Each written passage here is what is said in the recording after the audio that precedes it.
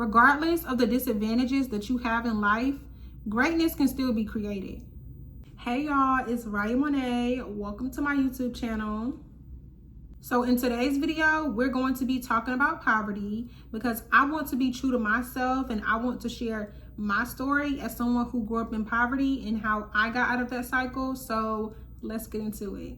So majority of my life has been spent in multiple low-income communities where I lived in multiple low-income neighborhoods, and I even lived on Section 8 as well with my very first apartment. Growing up in poverty as a kid, I don't remember much of my childhood besides being a kid and playing outside with my friends and my mother providing and taking good care of us. But the realization of poverty and struggle did not hit me until my preteen and my teenage years, because this is where I feel like everything just changed for me. So these are the times where I remember never really going anywhere outside of the neighborhood, like no type of amusement parks, no type of family vacations, no type of outings at all. Nothing really besides being able to be outside with my friends. These are also the times where I remember having to even take things from stores just so that I could have things like hygiene products and clothes on my back. These are also the times where I remember I used to hate the first day of school, especially in middle school, because I never used to have anything new to wear. I used to literally cry hours before school because I was embarrassed that I didn't have anything new. I had to go to school on the first day of school every year with the same clothes that I had worn all year long while my friends and other kids in the neighborhood had new things. These are also the times where I remember I used to wake up and there would be no food in the house. And I also remember times where I used to have to go stay at friends' house or stay at other family members' houses because our lights would get shut off. Now, do I believe that my upbringing could have been better? Yes, I do. But I don't blame anyone anymore because I learned to heal and I learned to accept things for what it was. And I also learned to change my perspective. Now, once I got to high school and I was old enough to work a job, I started working part-time because I knew that if I didn't make a way for myself, nobody was going to provide the things that I needed. But while being in high school and working part-time, I had to pay bills. Me, a 16-year-old girl going to school and working part-time, had to pay bills. Instead of teaching me about financial literacy and helping me set up my future, I had to pay bills. And I didn't receive any help besides that.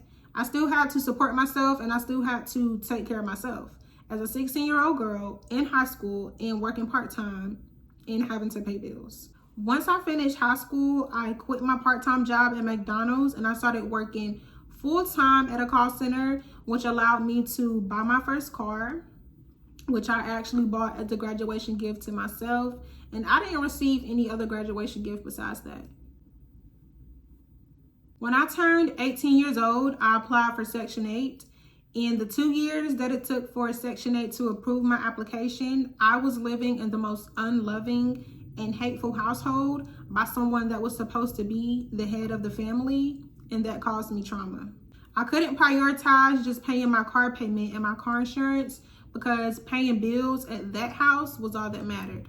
I also couldn't prioritize saving for my first apartment because paying bills at that house was all that mattered. There was even men living in that house that was older than me that didn't have to work and that also didn't have to pay a bill. But why was I required to do so much? Why was I required as a woman to do so much? Not only did I have to go to school, get a job, and pay bills just to live there, but also while trying to better myself, that was still a problem as well.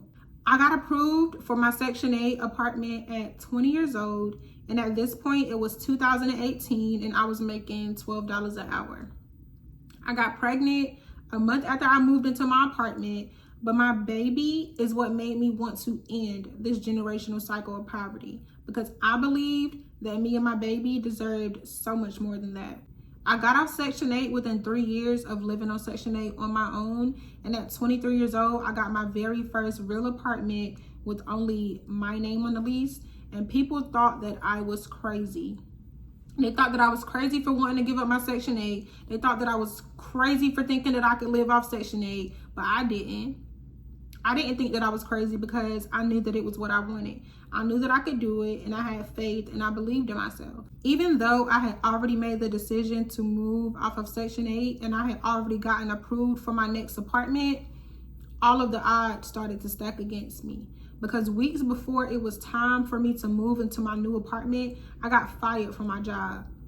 I even tried to apply for unemployment, and I got denied for unemployment. But I did not let that keep me stuck. I did not allow that to keep me in that generational cycle of poverty, because I was already aware of what it was. And I knew that that is not what I wanted for myself. I knew that I wanted more that was outside of poverty. And I knew that I wanted more for my life. It is now another 3 years later, and I am currently living in a new city. And I am also living in my dream apartment, which is still off of Section 8. And all I did to get here was decide that I wasn't going to live a life in poverty. I decided that I was going to create the life that I wanted because I knew that it was possible. Regardless of the disadvantages that you have in life, greatness can still be created. I've been the strongest soldier. It's not easy, but when you're finally living in peace and you're finally living comfortably, it's worth the hard work, the tears, and the journey. I am so blessed and so thankful that I have been able to make it out of that cycle, because it is not an easy thing to do. It's not an easy journey, and it's not always an easy decision to make either. But my dream is that everybody can, because I truly believe that everybody deserves to live a good life. A life where we can live peacefully and comfortably and don't have to struggle. A life where we can explore the world, we can travel, we can see new things, we can do all the things that our heart desires for us to do. A lot of people can't do a lot of things because they can't afford to, or they don't have the resources, they don't have the transportation, whatever it is that they may not have. I believe that everybody deserves to live a good life. We don't have to be the richest. We don't have to be the millionaires and the billionaires, but we at least deserve to live a good life. That's it, just a good life. That pretty much sums up today's video. So thank y'all so much for watching. Thank y'all so much for listening. I definitely hope that you enjoyed this video. I hope that something encouraged you or motivated you in this video, and stay tuned for the next one.